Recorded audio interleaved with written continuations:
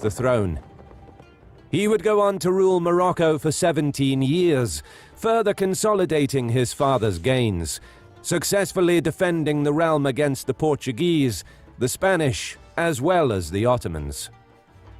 By now, the people of Morocco regarded the Saadis as heroes, but when Al-Ghalib died in 1574, the dynasty faced its first crisis.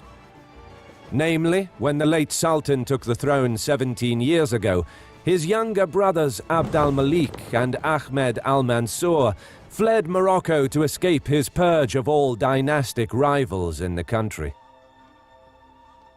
The then 15-year-old Prince al-Malik and the 8-year-old al-Mansour were forced to seek refuge and settled in Ottoman-ruled Algeria, in Algiers on the coast, a bustling new city enriched by the plunder from the corsair captains.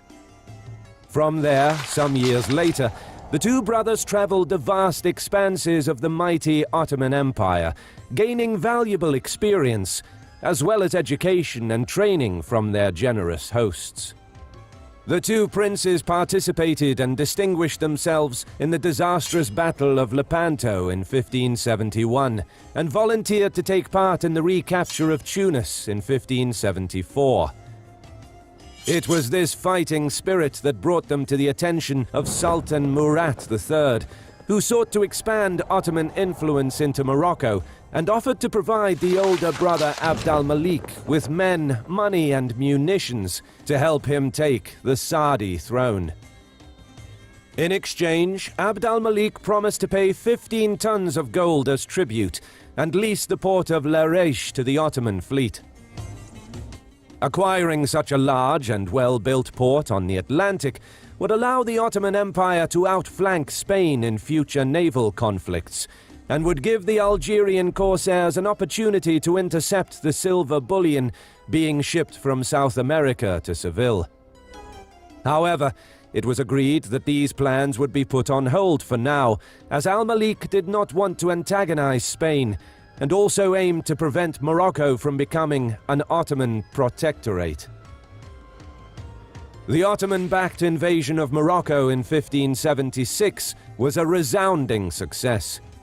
With Sultan al-Ghalib dying 2 years prior, his son Abdallah Muhammad II suffered 3 successive defeats at the hands of al-Malik, and with an already weak hold on power, he was forced to flee the country, deciding to seek help in recovering his throne from none other than the Portuguese Empire, an old enemy of the Saadi dynasty, as Abd al-Malik became the new Sultan of Morocco.